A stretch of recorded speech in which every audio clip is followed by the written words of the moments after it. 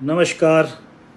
मैं अनिल प्रथम, founder citizen Setu and farmer DGP Gujarat.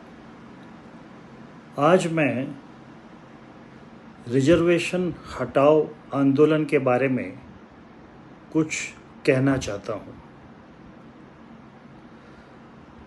इस आंदोलन के पीछे मुख्य जो कारण है वो कारण ये दिया जा रहा है कि रिजर्वेशन देने से, रिजर्वेशन एजुकेशन में, सर्विस में और असेंबलीज में, पार्लियामेंट में देने से सोसाइटी डिवाइड होती है। ऊपर ऊपर देखें तो ये बात सही है, लेकिन अगर हम डीप में जाएंगे तो हमें कुछ चीज़ें समझनी पड़ेंगी।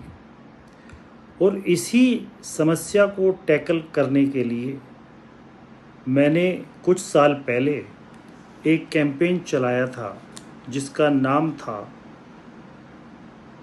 Beginning from Mankind till independence, that is 1947, all dispute ends. इसका मतलब ये है कि अगर हम 1947 में इंडिपेंडेंस के बाद हमने कॉन्स्टिट्यूशन बनाने की प्रक्रिया शुरू की और 1950 में जब ये अमल में आया, अगर हम सभी कॉन्स्टिट्यूशन को मानेंगे तो सारे डिस्प्यूट ख़त्म हो सकते हैं। इसका इतना कैपेसिटी है, पोटेंशियल है। कैसे? कुछ इसकी बात करते हैं।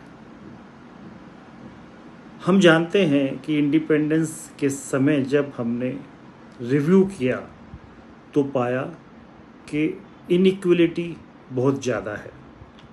इसलिए सरकार ने इन SC, ST या OBC के लोगों के क्लेम्स को जस्टिफाई करते हुए उनको रिप्रेजेंटेशन मिले इसकी व्यवस्था की। और इस व्यवस्था करने में उनके इवैल्यूएशन स्टैंडर्ड को या मार्क्स को कुछ कम किया गया ताकि वो उसमें एडजस्ट हो सके। अभी ये एक दूसरा भी मुद्दा है कि उनको अपॉर्चुनिटी क्यों नहीं मिली, कौन उसके लिए जवाबदार था जिसके लिए वो इतने मेरिट दूसरों के कंपैरिजन में नहीं थी। ये एक बहुत बड़ा सब्जेक्ट है, इसकी बात आएगी। लेकिन हमें ये भी देखना पड़ेगा कि इन लोगों का जिसमें हमने रिजर्वेशन दिया, सर्विस, एजुकेशन या पॉलिटिकल लेजिस्लेचर्स, इसके अलावा जो रिसोर्सेज हैं वो दूसरे सेक्टर में हैं, जैसे बिजनेस क्लास, अलग अलग professionals, dynastic politicians, dynastic old Kings.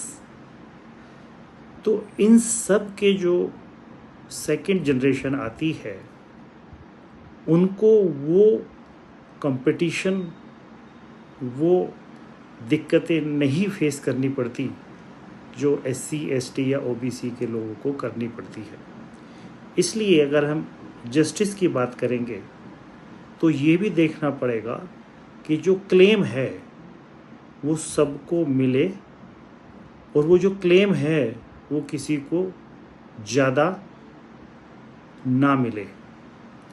इसीलिए भारत में, क्योंकि हमने लोकतंत्र अपनाया था, सोशल जस्टिस की पॉलिसी अपनाई थी, सोशलिज्म अपनाया था, पब्लिक वेलफेयर अपनाया था, तो ये ड्यूटी है सरकार की कि वो पूरा करे। तो ये जो मैं कैंपेन की बात कर रहा था, बिगिनिंग ऑफ द मैनकाइंड से टिल इंडियन कॉन्स्टिट्यूशन, और कॉन्स्टिट्यूशन को हम मानेंगे तो सारी प्रॉब्लम दूर हो सकती है। उसमें 5 कंसेप्ट पे मेन ध्यान रखा गया था कि सरकार की ये ड्यूटी है कि हर सिटीजन को वो एजुकेशन, हेल्थ, हाउसिंग, सिक्योरिटी और एम्प्लॉयमेंट या बिजनेस की व्यवस्था करे, मैंडेटरी करे। यही सरकार की ड्यूटी है।